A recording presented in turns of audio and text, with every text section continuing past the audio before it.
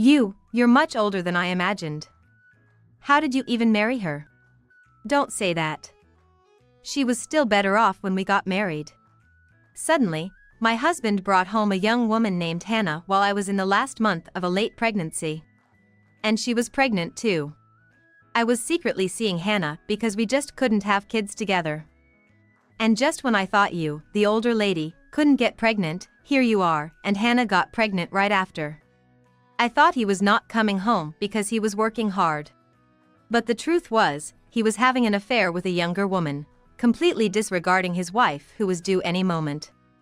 As I stood there dumbfounded, suddenly, I felt a pain in my belly. It was a labor. Ow, my stomach hurts. Seeing me in pain, my husband smirked. This is my last gift to you.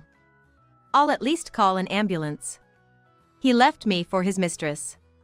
However, 15 years later, my ex-husband would face what could only be described as karmic retribution. My name is Kelly. I work as an administrative staff at a general hospital. One day, after work, as I was heading to my car in the hospital's staff parking lot during the dim evening hours, I failed to notice a step and tripped, fell down. Ouch! Luckily, I didn't hit my head, but I scraped my right leg pretty badly. My stockings were mercilessly torn, and blood was seeping through. Are you okay? As I couldn't get up due to the pain, a man rushed over to me. From his attire, I could tell he was a doctor from our hospital. I didn't notice the step and stumbled. Let me take a look, he said, examining my scraped leg closely.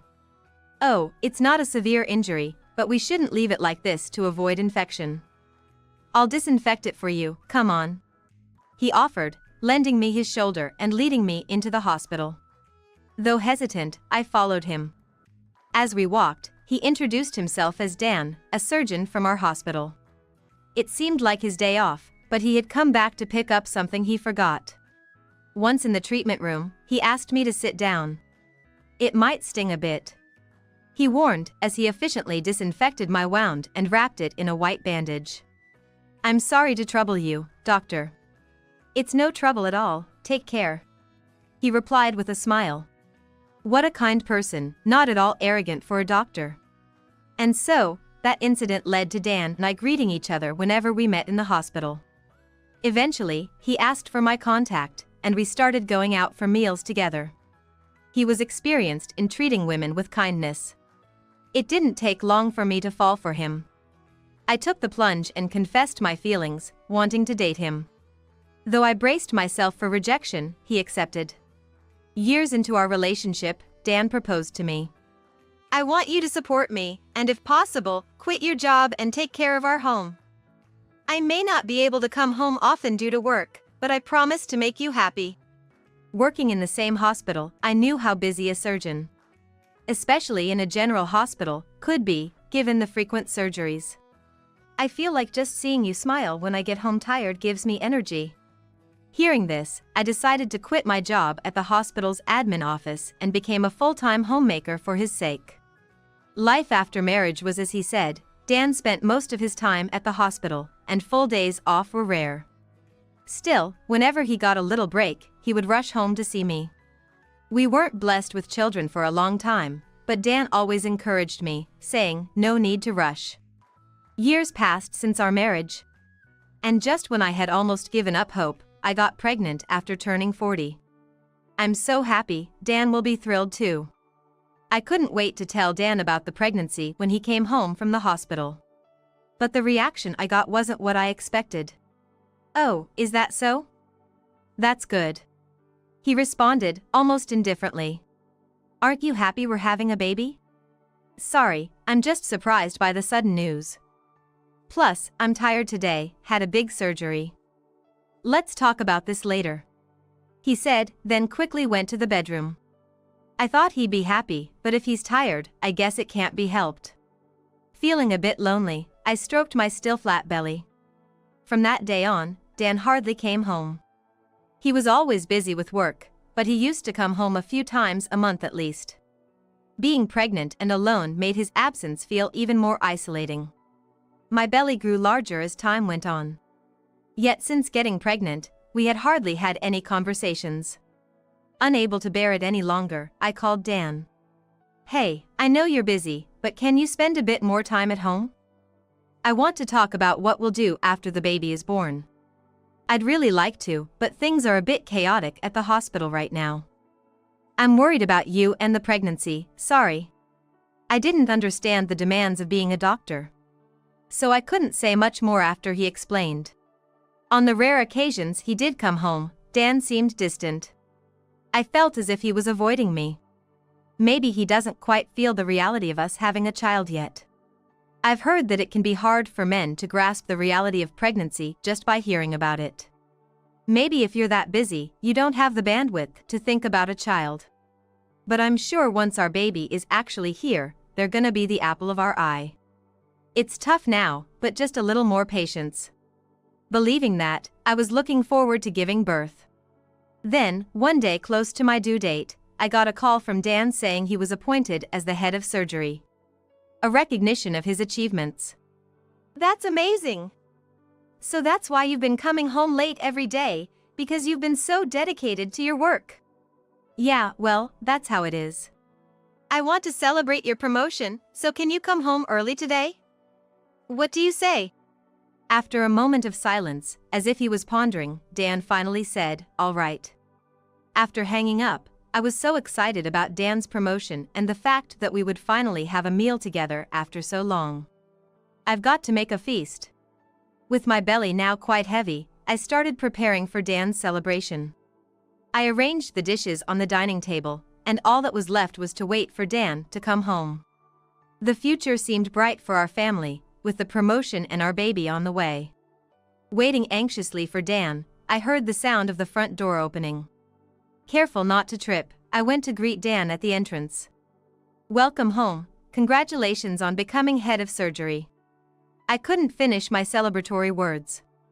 Standing next to Dan was a young woman I didn't recognize. Who is she? Hey, Dan, is this your wife?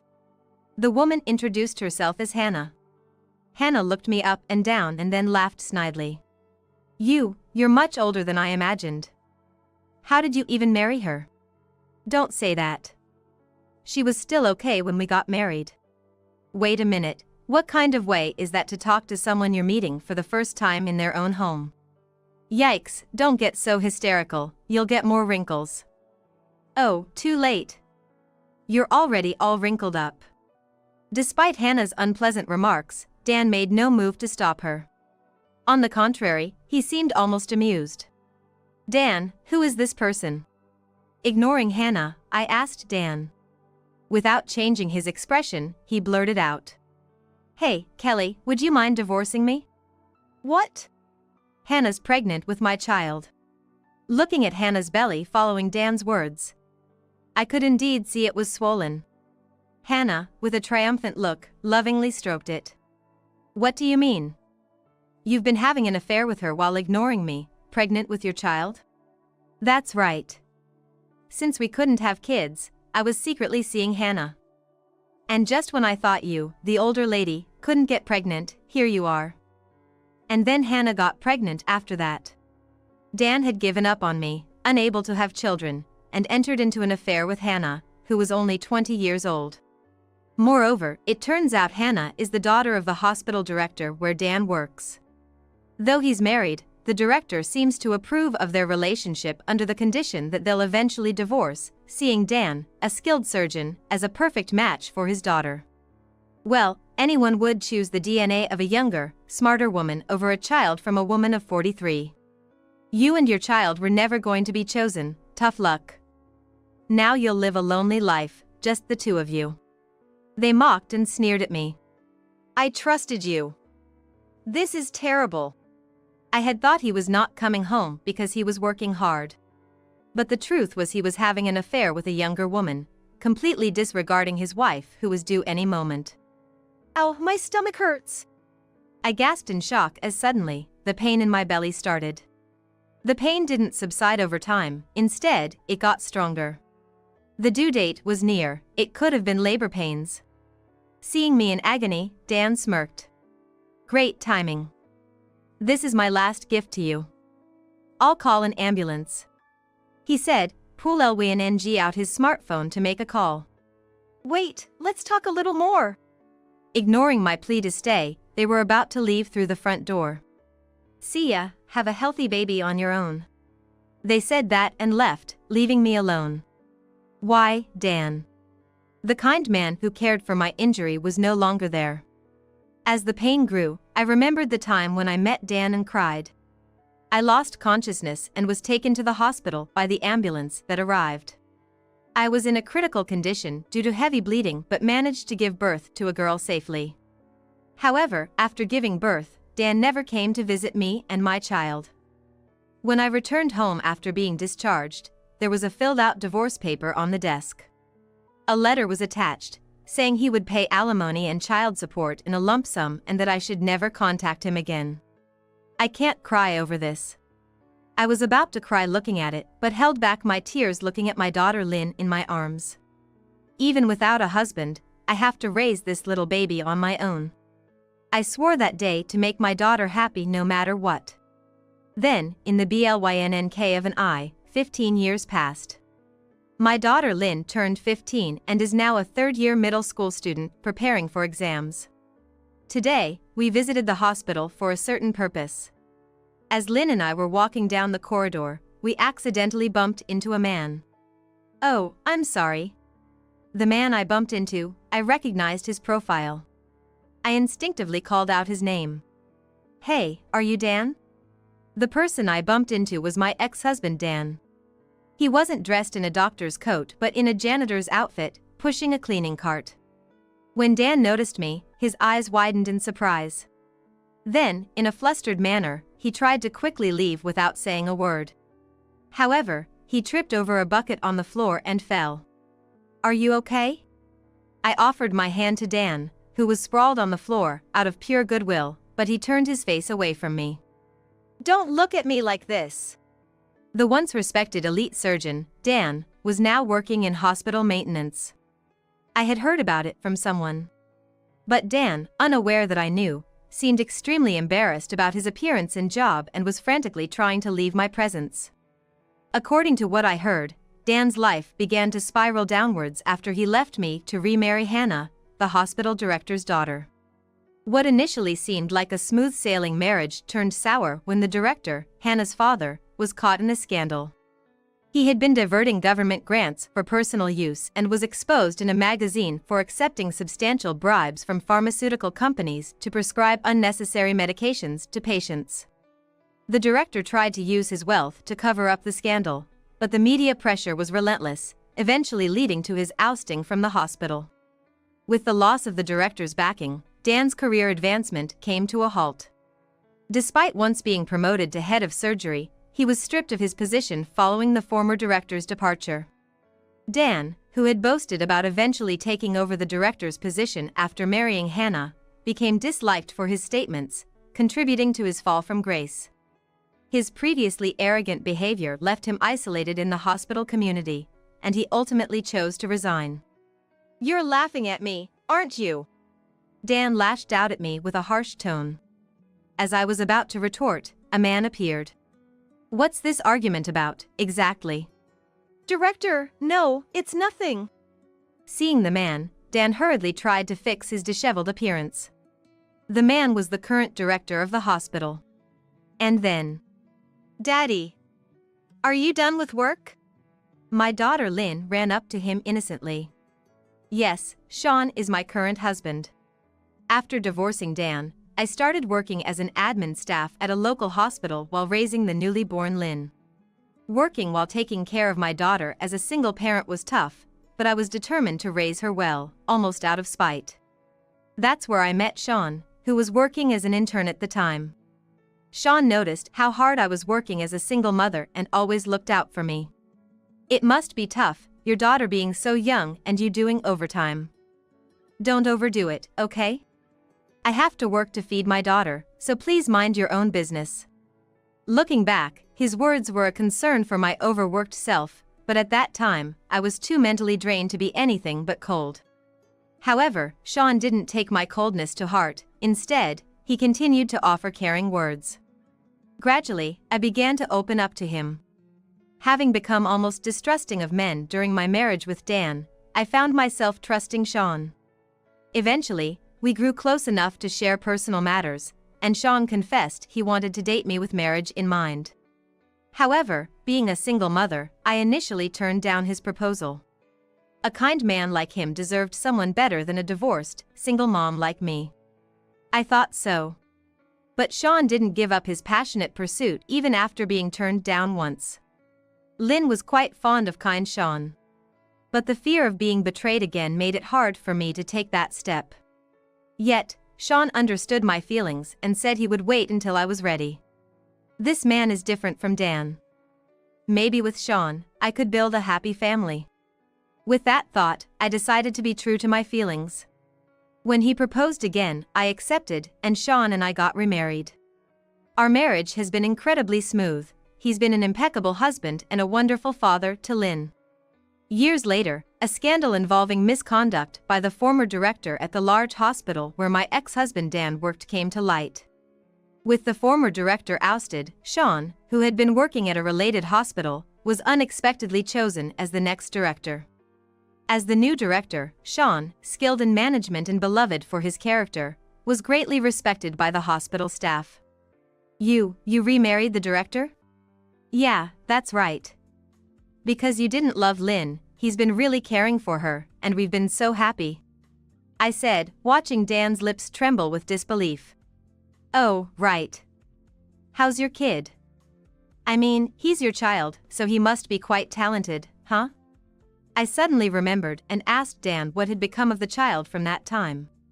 When I did, Dan's eyes wandered. Well, you know. Just then, a teenage boy with dyed blonde hair appeared, sporting numerous piercings on both ears. He looked like a delinquent right off the bat. Hey, old man, give me some cash. I'm going to the arcade. The boy casually demanded money from Dan. Apparently, this boy was the child born between Dan and Hannah. Again? I already gave you some pocket money. That pocket money's long gone. Hurry up and hand it over. My friends are waiting. Hey, are you this guy's son? Well, is your mom doing okay? I couldn't help but ask the boy. I wonder how that woman, Hannah, is doing now. Huh? Who are you? My mom's probably passed out from drinking. She never wakes up until the evening. We later learned that after the former director took responsibility for corruption and retired, Hannah worked in the nightlife business to take care of Dan and her son, who are now low income. After answering my question with a sour attitude, Dan's son lightly punched his father, threatened him, then grabbed a few bills, laughing as he disappeared somewhere. It seemed like he had quite a bad behavior. Dan looked embarrassed and red-faced. Then quickly grabbed the cleaning cart and hurriedly left us behind. I knew he worked as a janitor in this hospital through my husband. But I hadn't planned on revealing that I was the wife of the hospital director. It might be awkward and he might quit this hospital. Dan had always been prideful. Now that he thought I knew he had quit being a doctor and become a janitor, he must be regretful beyond measure. A mix of emotions, we proceeded to finish our errand, heading with Lynn and Sean to the staff room of the hospital.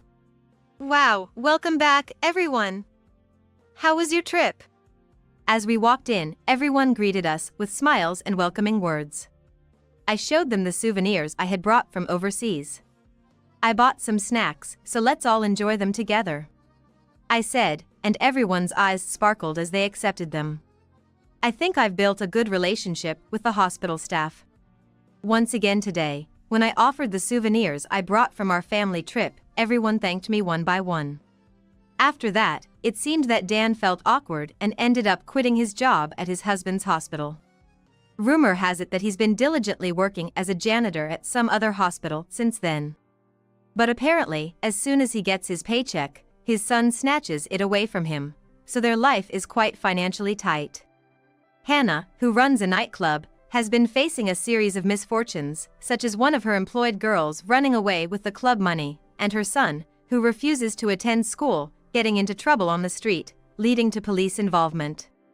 I heard through the grapevine that Hannah, who used to flaunt her youth and beauty, has now completely transformed into a worn-out appearance. It's said that you can tell at a glance that she's involved in the nightlife business. She used to ridicule me as an old lady, but I wonder how she feels now that she's aged similarly. It would be a lie to say that I don't resent them. However, it's also true that meeting Sean was a result of divorcing Dan. I've decided to forget everything from the past and cherish our new family. Although Lynn is preparing for high school, she recently expressed her desire to become a doctor. It's probably influenced by Sean, who is a physician. Recently, perhaps because she has a goal in mind, she has started studying on her own without me having to intervene. Although Sean doesn't show it on his face, he seems genuinely happy about our daughter's aspiration to become a doctor. Both my husband and I want to continue supporting Lynn's dreams in the future. What on earth is this? I stared intently at the video playing on my smartphone. It showed my home. My and my husband's bedroom. I have an app installed on my phone that streams footage from our home security cameras. And in that footage, there were images of my husband with another woman. Were they embracing? Their proximity was too intimate to be explained away as just friends or acquaintances. Then, I heard voices. You sure she doesn't suspect anything? Yeah, I've been doing exactly as you said. It's perfect. She's clueless, completely believes me. Huh, I can picture it. They laughed together, then playfully tumbled onto the bed. I was left speechless by what I was seeing. Because that woman was my very own sister. I'm Nancy Hadley. I'm 50 years old. My husband, David, who's turning 55 this year, and I have been married for 20 years. We don't have any children, and we've been living together, just the two of us. Because we were both working, we had a relatively comfortable life, but all that changed about 10 years ago. That's when David was diagnosed with early-onset dementia. But as time went on, his errors became more significant. He began forgetting business meetings with clients, forgetting how to do his job altogether, making work a challenge. In everyday life, he couldn't remember where he'd placed things, how to dress himself, and his sense of direction became so bad he'd bump into things. There was even a time when he left the kettle on the stove, almost causing a fire. So, David and I sought advice from my sister, Anne, who runs a care home. We had him tested at a hospital she recommended, and that's when he was diagnosed with early-onset dementia. David had to retire from his job, and now we have a caregiver from Anne's facility come to our home twice a week. Nowadays, I'm the breadwinner of the family, busy working every day. Nancy, how's David doing? It was the day our regular caregiver, Ms. Johnson, came to our home. That day, Anne came with her. And you came too? Yeah, he's your husband after all, so I'm worried too. Ever since we started relying on Anne's facility, she would often stop by before I left for work. She's been caring for David like a brother ever since we got married because, as she often said when we were younger, she always wanted a big brother. She was the one who was most heartbroken when David was diagnosed with dementia. Even though she herself was supposed to be busy with work, the fact that she would check in on us frequently like this was truly appreciated. Thanks to Anne and Ms. Johnson, I'm able to leave David at home with peace of mind while I go out to work. If I didn't have my income, our household finances would fall apart, so I have nothing but gratitude for the two of them. However, they can't come on weekends, so the burden of caregiving falls on my shoulders alone. I'm dealing with work on weekdays, taking care of David on weekends, and I hardly have any time for myself. I wasn't really aware of it myself, but I must have been tired. A nurse who was familiar with me at the hospital where I took David for his regular checkup noticed my fatigue. We've known each other for nearly 10 years, so it seems she can tell even the slightest things. Mrs. Hadley, it's inevitable that caring for your husband is hard, but you need some time to rest by yourself. You're right, I understand that. I may be able to ask Anne and Ms. Johnson for help in a pinch, but I can't bear to cause them any more trouble. By the way, a new nurse came to this hospital the other day, who used to work at a specialized dementia hospital in New York. Maybe she can help you out. Look, there she is. When I looked in the direction the nurse was pointing, I couldn't believe my eyes. It was Amy, my best friend from college. Amy seemed surprised to see me too, but we hugged each other and celebrated our reunion. Amy, who was active in the softball club in college, was still a sharp-looking woman with a neat short haircut. Nancy, you haven't changed at all. Neither have you, Amy. I'm so glad to see you. Amy told me that she had waited for her children to grow up, divorced her husband, and returned to her hometown. Just let me know when you're free for a cup of coffee, she suggested, when David came out of the examination room in his wheelchair after finishing his tests. Oh, this is my husband, David. I guess it's been ages since our wedding. That's right. It's been a long time. I'm Nancy's friend from college. Amy, bending down to match the eye level of David seated in the wheelchair, paused for a moment. Amy? Something wrong? Oh, sorry. David, we met once at your wedding. Is that so? I'm looking forward to your future care. Thank you in advance. David smiled at her and replied. Amy seemed to be looking at David with a somewhat meaningful expression. Probably noticing my puzzled look, she stood up with a smile. I've taken care of many patients like your husband, so I might be able to give you some advice. I think I can be of some help, so feel free to ask. Yeah, I'll rely on you for sure. Thanks, Amy. We waved goodbye to each other. After that, there were several occasions when I met Amy, such as when I went to get David's medicine or when his health deteriorated. Each time, Amy would look at me with concern, but I pretended not to notice and brushed it off. A few months after my reunion with Amy, David and I visited the hospital together. Just as David was called in for an examination, I heard, "Nancy." When I turned towards the voice, there was Amy, looking serious. Amy, is something wrong?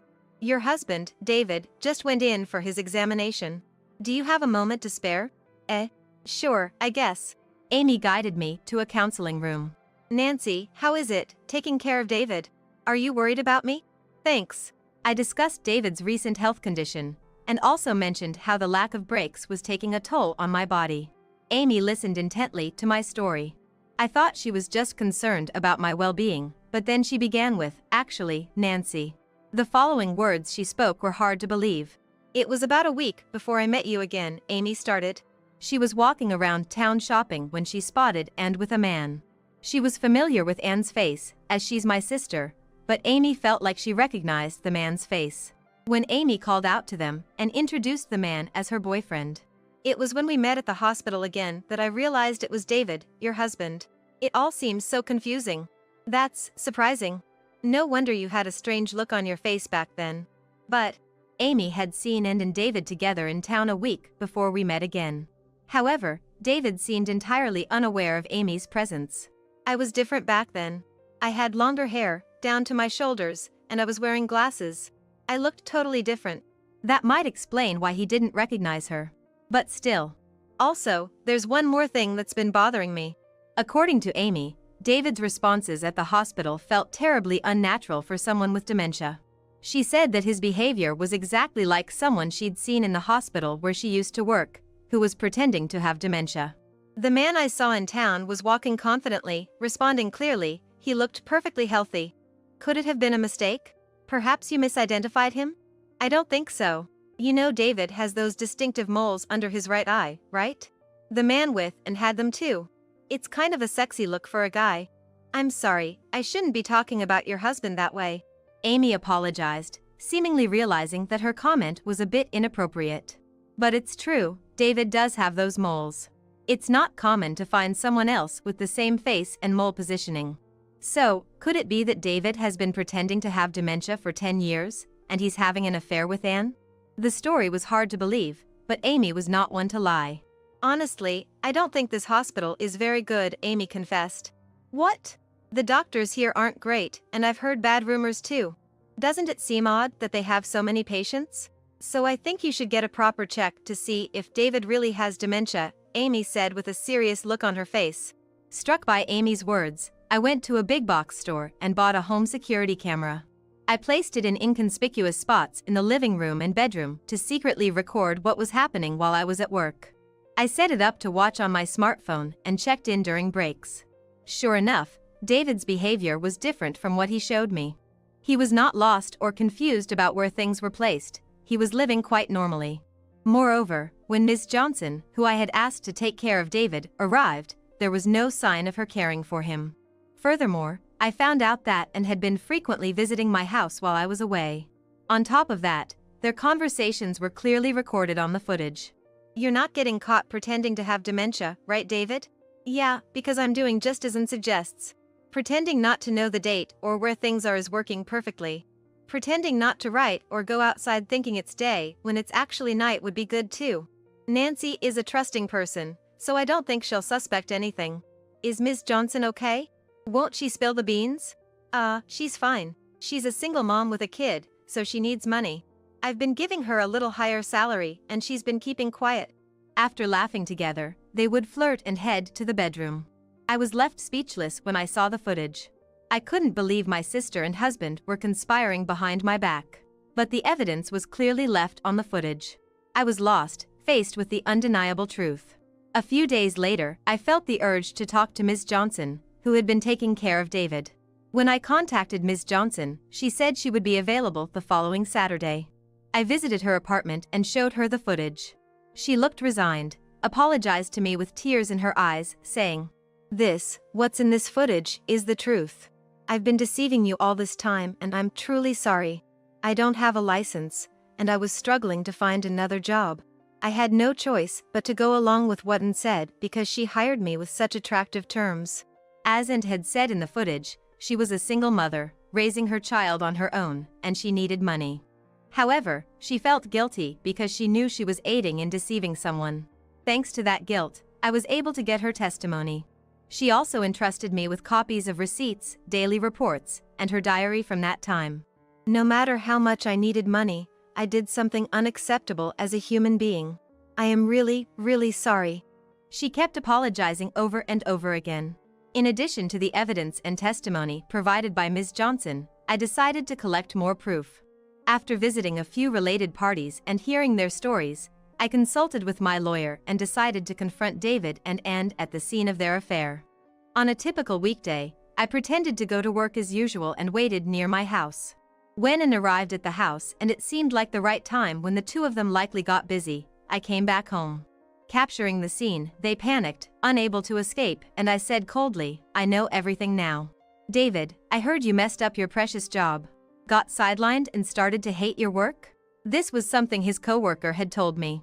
David had been saying to his colleagues, "There's nothing more I can do here. Nancy is making good money, I want to quit and live a laid-back life." Looking at my calm demeanor, David began to confess in a hurry. "It wasn't from me, it was Ann who seduced me. She said we could pretend to have dementia and be supported by you. While you are at work, we can meet as much as we want. Even Ms. Johnson was hired by Ann for the sake of an alibi." His words suggested the one at fault is Ann, not me. At David's words, and went hysterical and began to rage. What the heck? Even David was fully on board with the plan. And now he's trying to duck out and avoid responsibility. That's cowardly. Shut up. You were the one who kept pushing me into this. I just went along with what you said. I could feel my heart growing colder as the two of them bickered at each other, stark naked. I couldn't stand this situation with these two any longer. That's enough. Both of you get out. I threw them out of the living room window, along with their clothes and Ann's purse that were scattered on the floor, and then shut the window. They kept banging on the window, saying things like "open up" and "let us explain." But I just closed the curtains and ignored them. When they wouldn't stop banging on the window, I sent them a message on WhatsApp saying, "Be quiet. If you don't want the cops called, leave now," and suddenly, they fell silent. For a few days afterward, they kept coming to the house and sending messages on WhatsApp, which got on my nerves, so I sold the house and moved to a weekly rental apartment. In fact, when David was diagnosed with dementia, I had changed the title of our jointly owned house to my name. David, who had retired, no longer had the ability to pay the mortgage, and I changed the title in advance, thinking it would be a hassle if a dementia patient had decision-making authority in case of an emergency. I was able to sell the house for more than I expected, and I purchased an apartment with the money I had quietly saved up. I hadn't foreseen a situation like this, but I must say, good job past Nancy. And so, I divorced David. I also claimed division of assets against David. It doesn't matter whether David has the ability to pay or not. It's a statement that you two did this to me. I'll never forgive or forget it. What follows is what I heard through the grapevine. After divorcing me, David remarried and now lives in her house. However, it seems that they are not doing very well. This is just my assumption, but I think David and Ann were just caught up in the excitement of their affair.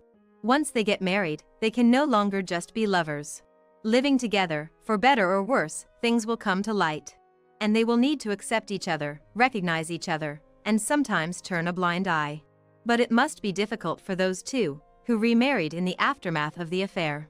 And even if they were to discuss breaking up, both of their parents have already passed away. The house where David and I used to live had already been sold. David doesn't have a place to return to now. They don't have any other family to rely on, no place to escape, so they have to deal with everything by themselves. Well, I couldn't care less. Actually, I would say they got what they deserved. Due to Ms. Johnson's revelation, Anne's facility had its license revoked and was closed. It seems that the facility was not making enough profit to repay the amount of money they had borrowed from the bank when they opened. So, and now has a significant amount of debt. That seems like a sufficient price for a sister who stole her sister's husband. It seems the quack doctor who issued the fake diagnosis faced trouble too. Following the incident, his staff, including Amy, quit one after the other, making it impossible to keep the business running, leading to the closure of his clinic. Apparently, he'd been accepting requests from some unsavory sources, issuing false medical reports like he did for David, and in return, they'd refer patients to him. This was the truth behind why he had so many patients, despite lacking the skill and any good reputation. After learning the truth, I was shocked by how outrageous some doctors can be.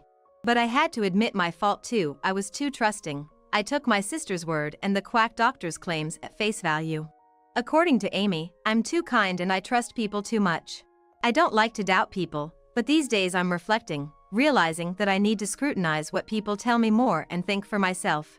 Amy, by the way, seems to have found a new job at a large general hospital in the neighboring town.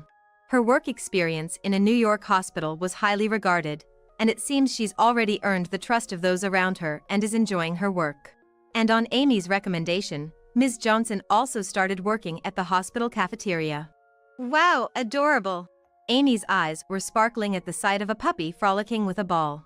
This puppy is a male miniature dachshund I brought home about a month ago.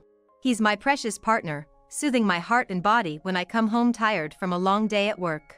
Since this little guy arrived, Amy has started to drop by my apartment more often. He's just so cute, I can't help but come see him. She says that, but in reality, she's coming because she's worried about me. She won't admit it though. I've lost my husband, but now I get to spend this enjoyable time with my best friend. I find myself thinking that a single life, enjoying the company of a fellow woman, doesn't sound too bad after all. My mother was diagnosed with terminal cancer and given a 6-month prognosis. She wished to spend her final days with her family, so I discussed moving her in with my husband. He flippantly responded, "Sure, if it's in the storage shed." Her wish never came to be before she passed away, and I was left in deep sorrow. To my surprise, my husband was then diagnosed with terminal cancer. When he expected me to take care of him, I couldn't hide my anger. He had ignored my mother's plight, but when it was his turn, his attitude was completely different. Outraged by his selfishness, I decided to take a stand. My name is Susan. I'm a 60-year-old housewife. Though I say housewife, I just recently took early retirement. Though it may sound strange to say so myself, until recently, I was a high-powered career woman. Though I wasn't blessed with children, I worked hard, juggling my job and household chores. But it seems I'm the only one who sees it that way. My husband, George, thinks differently. George is 3 years older than me.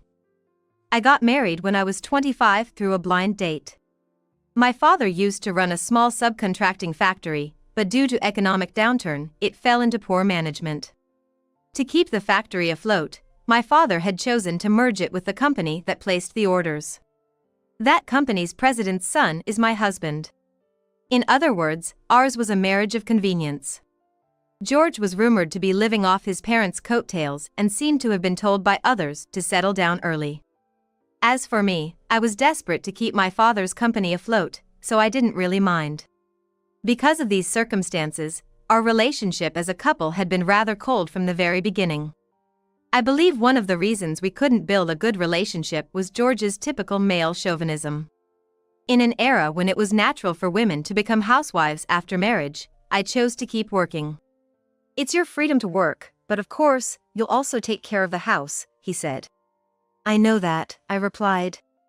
For over a decade, I've been juggling work and household chores, but George took it for granted, and I have no memory of him ever showing gratitude. On the contrary, he complained about whatever I did. For example, one day when I served him tea after coming home from work. Don't you have coffee instead of tea? He asked. I do, but it's instant coffee. Do you think I'd drink something as common as instant coffee? It figures, you only graduated from high school. Hurry up and buy some from a cafe near the train station. George graduated from a prestigious private university and would sometimes look down on me like this. I've gotten used to it, so I don't talk back. Understood, I'll go get it, I replied, just as he said. Another time, when I served grilled fish for dinner. Don't you have meat instead of fish? He asked. It would take some time to make it though. Then remake it, I'll take a bath first.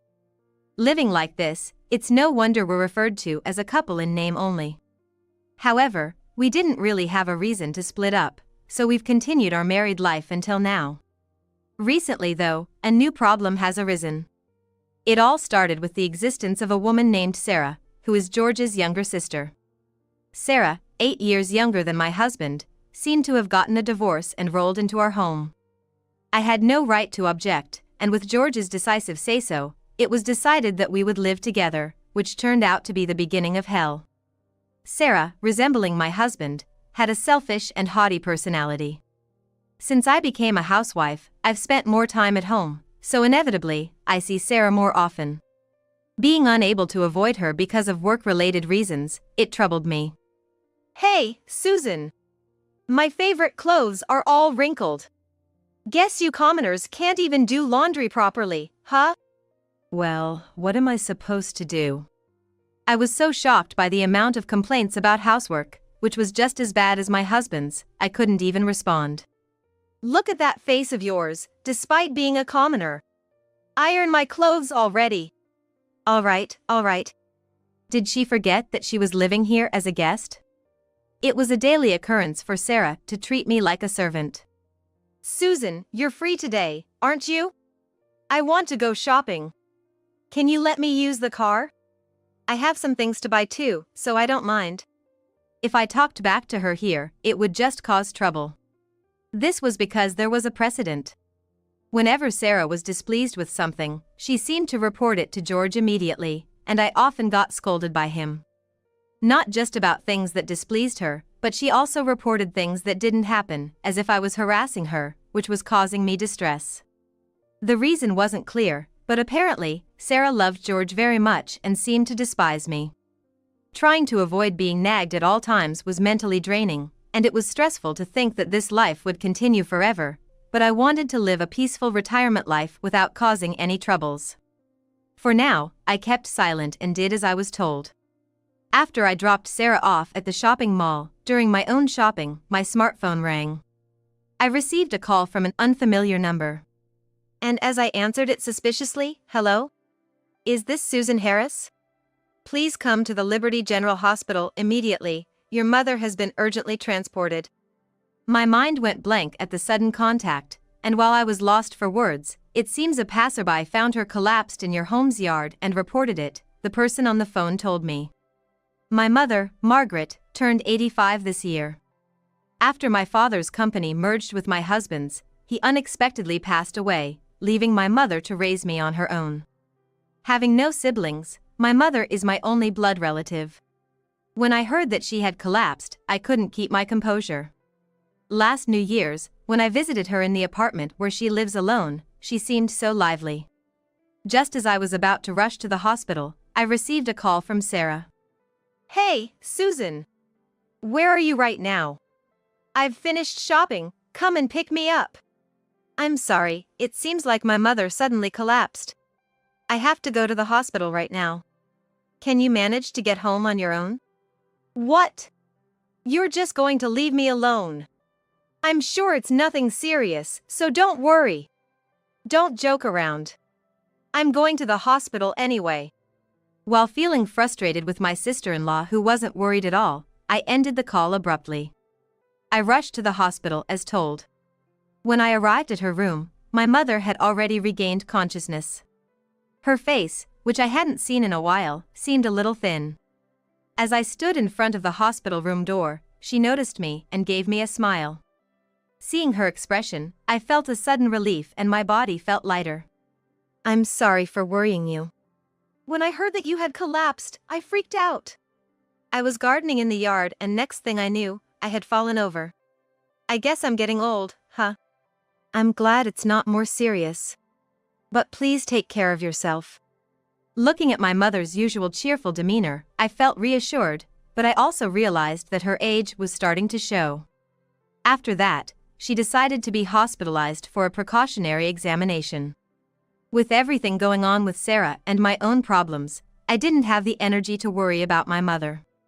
Just when I thought I had to be more mindful of her, this happened. A week after my mother collapsed. When I went to visit her as usual, she told me something. The result of the detailed examination showed that I have terminal cancer.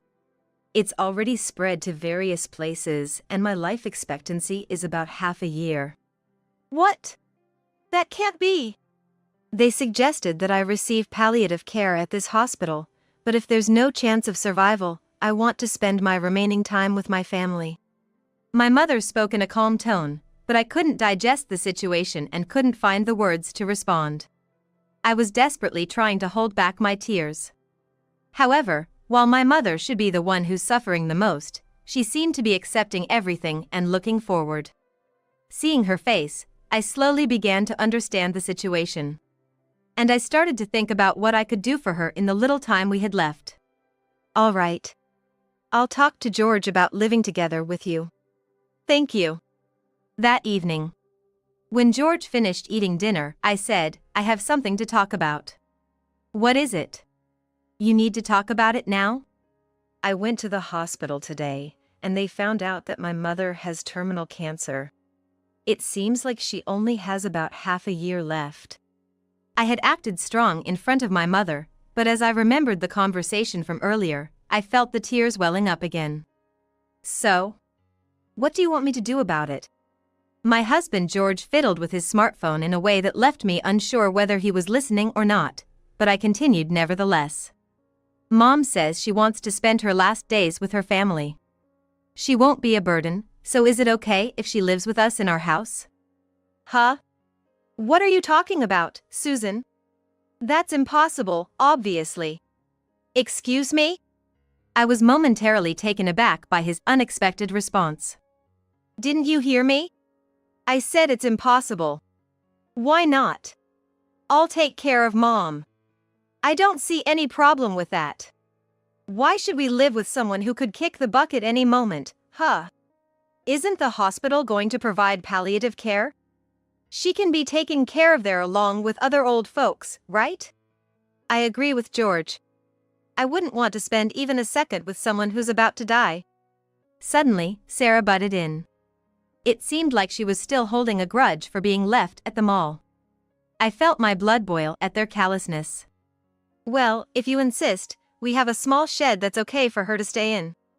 Great idea, George. That's not fair. I was desperate for them to take me seriously, but instead, they brushed me off like I was some kind of joke. What were they thinking? I'd put up with their antics before, but this was the last straw. I clenched my fists, struggling to suppress the urge to lash out.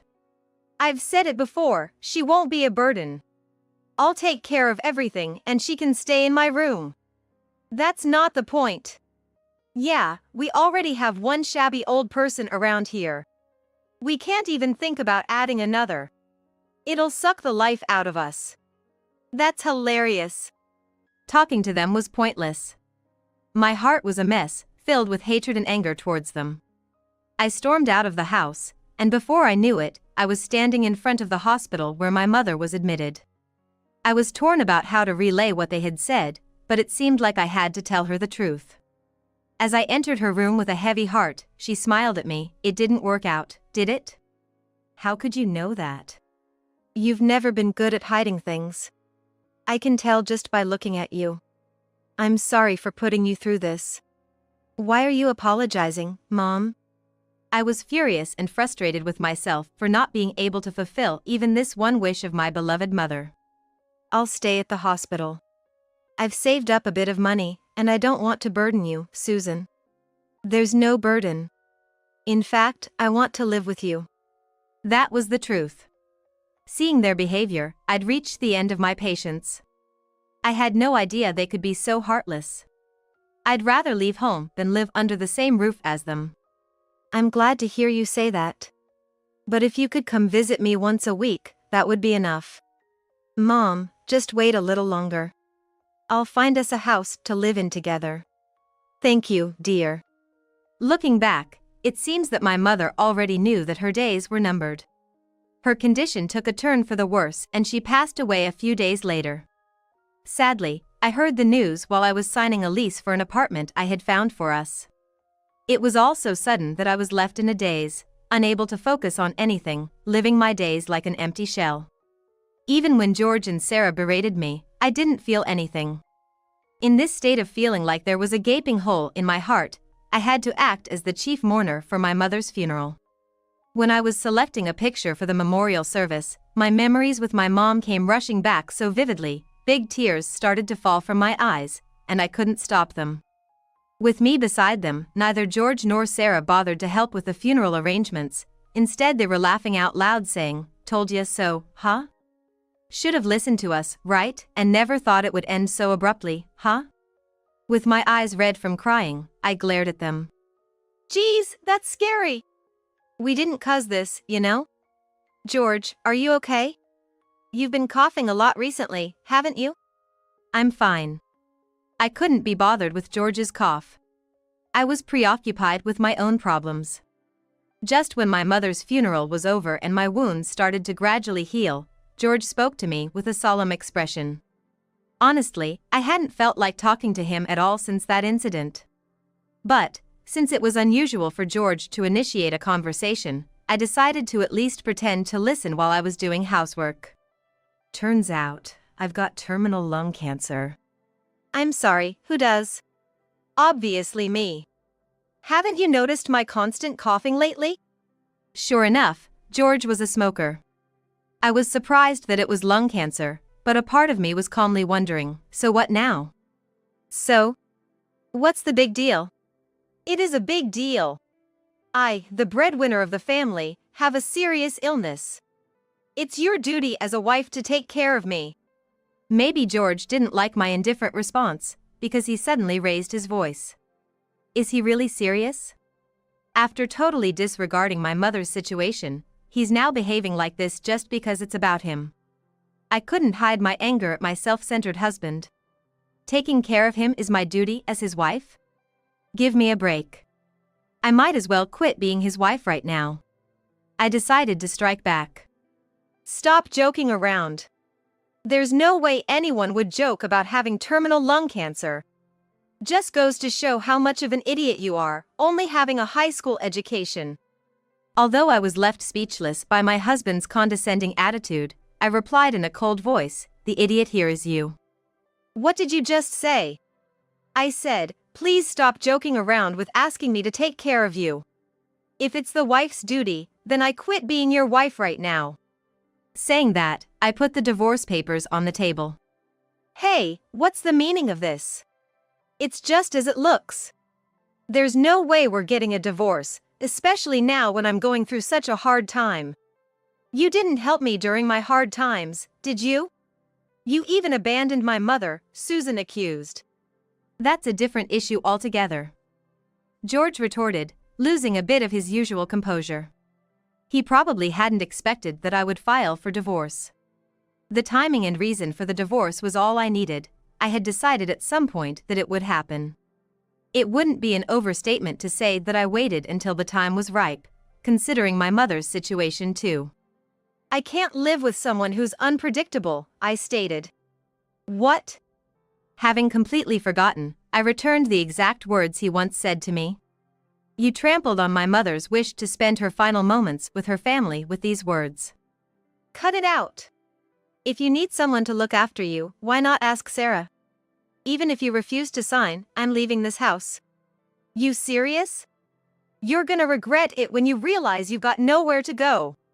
I'm not bluffing or acting impulsively. I'm not as stupid as my husband thinks I am. So, this is the end of the discussion. I'll be leaving this house by tomorrow.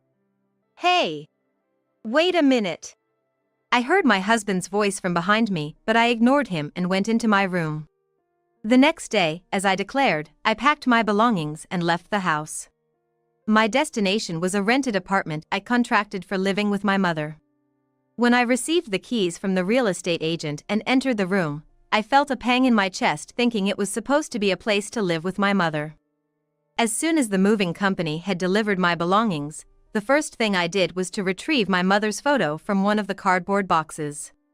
I set it up in the sunniest spot in the room and adorned it with her favorite flowers. Having successfully left my house, I decided to carry out my next plan. One day, as I was settling into my new room and unpacking, I received a call from a familiar number.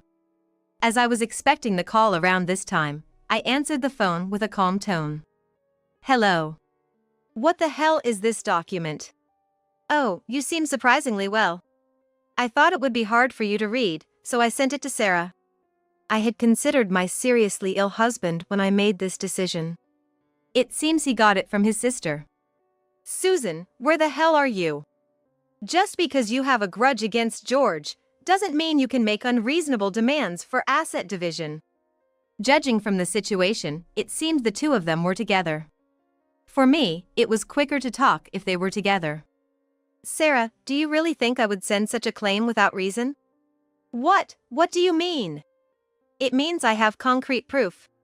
Proof of his affair. I felt like I heard both of them gasp on the other side of the phone. I found out about my husband's affair thanks to my mother's will. When I was choosing a photo for the funeral, I found an envelope in the album. Judging from the date written, it seemed to have been written long before my mother collapsed. She must have written it to me so that I would be prepared for anything considering her age. Most of it was about inheritance, as one would expect from a will. However, it was written that my mother had something she had been keeping silent about. What did it say? My mom's friend who runs a bar saw someone who looked just like you, bringing a woman there. This friend attended my mom's funeral, so I decided to ask her for the truth. Is there a regular customer at your bar who is here right now? That's sneaky. Ignoring my husband, I calmly continued with the story. The most important part was to come. I was taken aback. I never anticipated you two would be the ones pointed out. I thought it might be a mistake, so I checked again, but it was confirmed. At first, when I heard it, I was completely confused. An affair between siblings is unthinkable. But what if they weren't siblings? It was an absurd idea, but a hypothesis popped into my head. I hired a private investigator to do some research. You're not Sarah, George's sister, are you? What? I had forgotten Sarah's face. Last I saw her was at our wedding, and I was completely fooled. Should I call you by your real name, the mistress, Naomi? You even know my name. Hey!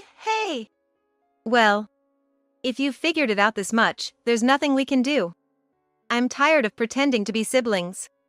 It seems like George's mistress has finally given up. Perhaps George had no intention of confessing, and it seemed like they were about to start a lover's quarrel over the phone, so I cleared my throat. It was not meant to be sarcastic towards George, but it seemed to redirect the attention of the two towards me again. Can we get back to the story? I said in a calm voice. How did you know I'm not George's sister? Naomi asked in a puzzled voice. Well, the first thing that struck me as odd was that your relationship seemed too close for siblings, and I was curious about why you seemed to dislike me.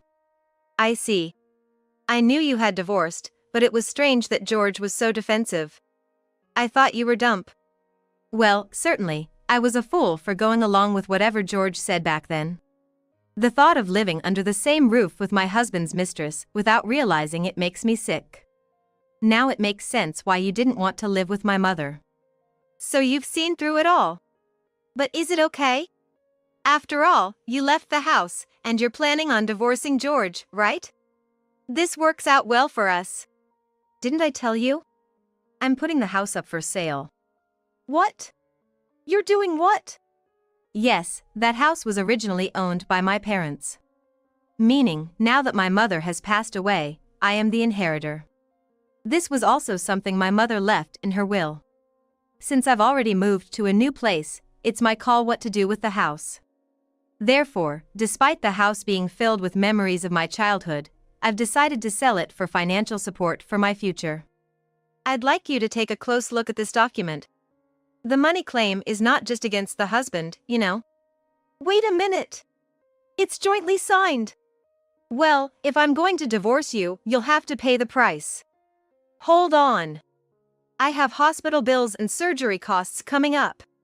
I can't possibly afford this amount. What am I supposed to live on if the house is sold?